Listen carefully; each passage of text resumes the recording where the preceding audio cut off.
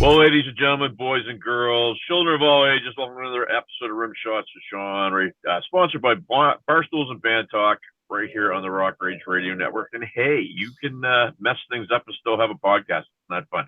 I am here with my brand new friend, Billy Alexander. He's out on the West Coast. Some might say the best coast, depending upon where you live.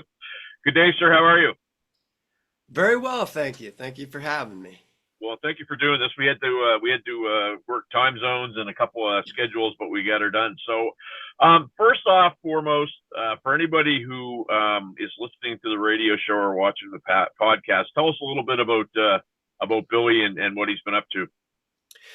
Well, I've got a solo album that's out, and we're releasing staggered singles as we go, sort of digitally. The whole record's out on vinyl and CD, and it's also being distributed on all the retail markets and what have you. And then, of course, from my website, billyalexander.net. But yeah, that's what's been going on. So the latest single comes out next Friday, yeah, the 13th, along with a video that accompanies it. So I'm stoked about that. So I mean, it seems to be the trend. I mean, I represent an artist up here in Canada, and that's what we're doing. You know, the waterfall release where you put the singles out, and you stagger them, and then eventually they're all out. You have your full release. And Yeah. I'd love to. I always like to ask the question. Do you find that that's more effective for you as an artist? Well, I mean, part of it's I'm following the lead of my manager, and also, hearing and seeing what other people are doing in this whole new landscape of the music business. But yeah, I think that's the theory is also if you're a little bit lesser known of an artist like myself, and I'm a little bit more known from my Rush influenced band Why Not, and so I'm kind of stepping out right now with this solo record. So it rather than just sort of pushing it out there and having it just do what it's going to do or not do, it does help to sort of tease out the singles as you go, and you sort of build a little bit of a new audience and an awareness of what the record might be like one tune at a time. I think that's the theory anyway. So you're talking about Rush influenced band. Obviously, you kind of have a prog background or that vein and progressive rock. What can the listeners expect of Billy Alexander, the solo artist? Yeah, a lot of that. I mean, I brought a lot of that Rush influenced styles and sounds and into the writing and the production. But there's also a lot of my other influences as a artist and a songwriter. There's even some Boston, Tom Petty, AC/DC flavors with the guitar. So it's just like a classic rock and roll record in a lot of ways, and it's sort of reflecting back to when I was a kid, first heard Kiss and Rush and bands like that, and Queen and Yes and all that stuff. So I'm bringing a lot of that sort of retro flavor to this record. But yeah, for sure, the Rush thing, because as I say, I wrote and produced three records for Why Not, and we tour on that, and as well as doing Rush covers. So obviously, I'm bringing that to the table with this solo record as well. I always love to play this game with my American friends when they bring up a Canadian band, and obviously Rush is a world known band. But Yeah. I happen to know that down there, you guys, depending upon what part of the country you're in, you get bits and pieces of Canadian music. Outside of Rush, are you familiar with any other Canadian rock acts? Absolutely. Pat Travers, April Wine, Klaatu, I think.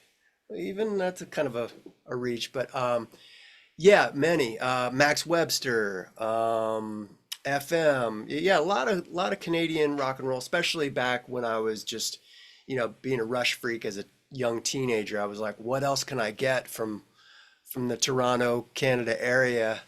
But yeah, if you were to really quiz me and I had to write them all out, I'd probably be able to fill up a pretty substantial page of Canadian art. Brian Adams, I mean, on and Yeah. on. So yeah. Um, April Wine is a band. So Miles Goodwin and the boys, they literally grew up 5 minutes from where I live, and they were always the band that, 'cause we have a lot of Celtic up here and a lot of folk Oh, music up here, and they were right. always the band that, you know what, if Miles and those guys can be a rock band and take on the world, there's hope for the rest of us. So they're one that we always liked, right? Yeah, Um, absolutely. So, you were telling me before we started. So you're out in California by way of Maryland. Right. I happen to know a few people in that area. There was a number of bands that actually used to come up to Canada in the '80s and play. But what was the scene like that there? Because I mean, you guys are kind of in that kind of Philadelphia, Jersey, Washington panhandle where bands kind of went around, correct? Yeah, yeah, for sure. And I feel like I was in a really good time where I grew up in Maryland. Um, there was a local band here called Kicks that Yep. had success, and they went on to Atlantic Records, and so they were sort of like heroes of like, oh wow, we could do this even from here. Baltimore, DC was close by, so yeah, there was a pretty cool scene to be had, live scene, covers, originals. So yeah, it was really a kind of an exciting era to grow up back then. Sorry for all this. I had Ronnie Hukins on a few Oh weeks yeah. ago, and he's got a new cool band called Blues Vultures. Oh okay. Um, yeah, and he's still in that area.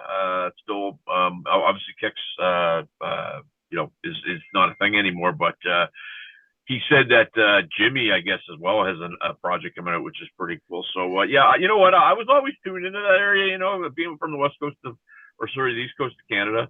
Hmm. And we used to get a lot of bands that used to play up here from that area. So it was pretty cool. Yeah. You've been in California, Billy, how long? Oh man, at this point, geez, gosh, 20 some years. Yeah. Yeah. So yeah, it's been a minute. So you would call that home, I guess, essentially now, correct? Well, and you probably agree with this. I think home is just where you grew up always, Yeah. like when I go back east, it's just that feels like home to me. That's where my family still is. And this is obviously home where I live and do music and everything. But yeah, I mean, I'm just once an East Coaster, I feel like always an East Coaster. I can't lose that. Fair enough. Um, so the prog world these days, I mean, like it always seems like in one way, shape, or form, it's always evolving, it's always around. But people seem to be either all in or hardly in. That's kind of the prog world. How do you see it? I guess in the state of affairs now. I mean, obviously, music is such a hard thing to do. Yeah. Um, but where do you see that world, and in particular, where do you, I guess, kind of see or hope that you're going to fit into it when your solo album comes out? Well, that's interesting. I have a different perspective on it because, in fact, I was t telling somebody about my solo record the other day, and he was saying it sounds like accessible prog, and I was like, well, I don't really. I think I know what you mean, but, and then we were talking about Rush and how even some of their stuff made it onto the radio eventually.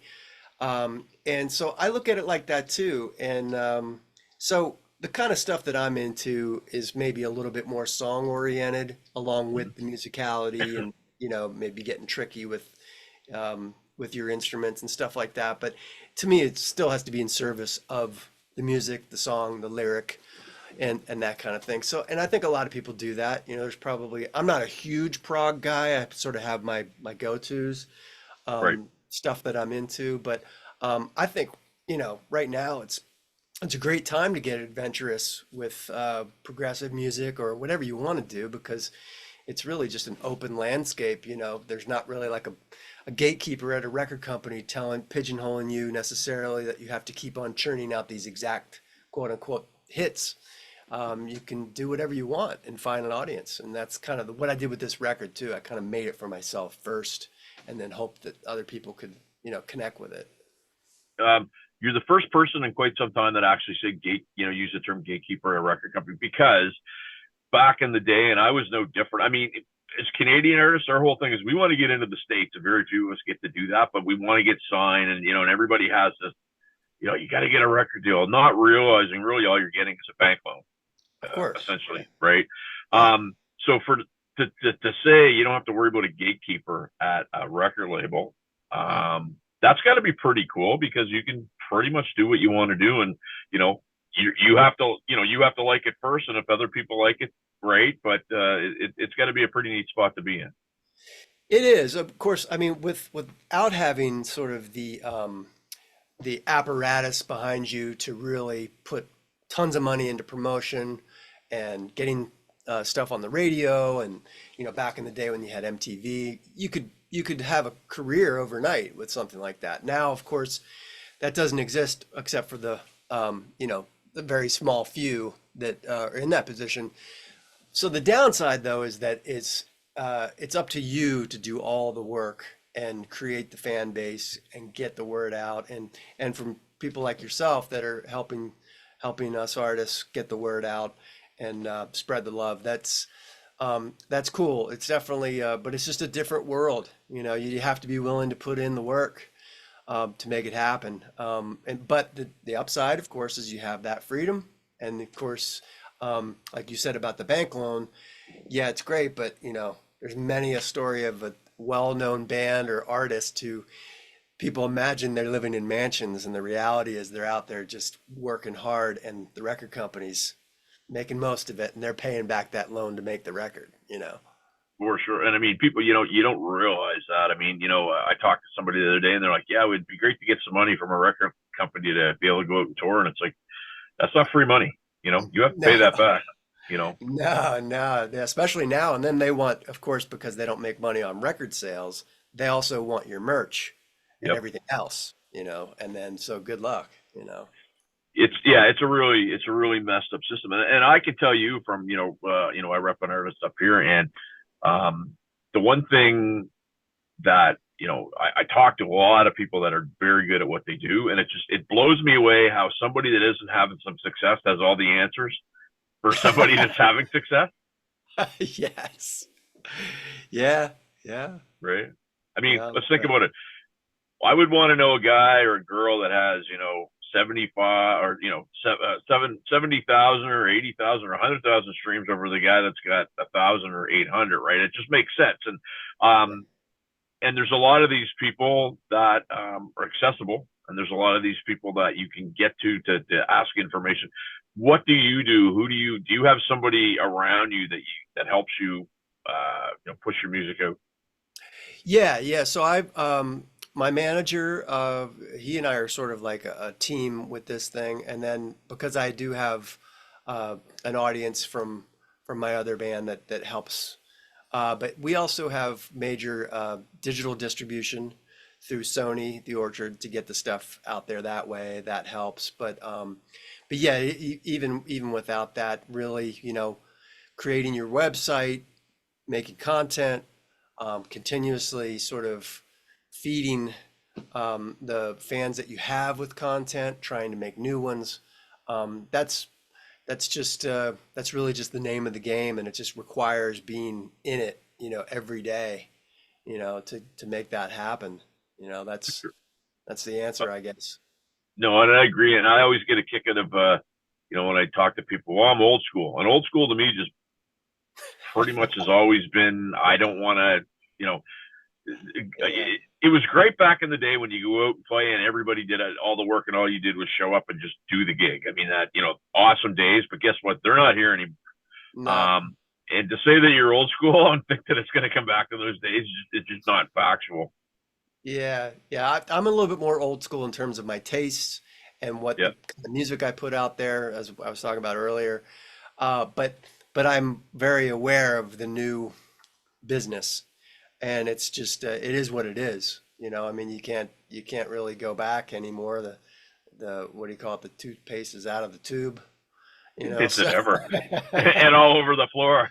yeah, So, last question here, my friend. yeah. Where are my viewers, my listeners? Where are they going to find out about more about your solo album, about your band, about Yeah. everything that you have on the go?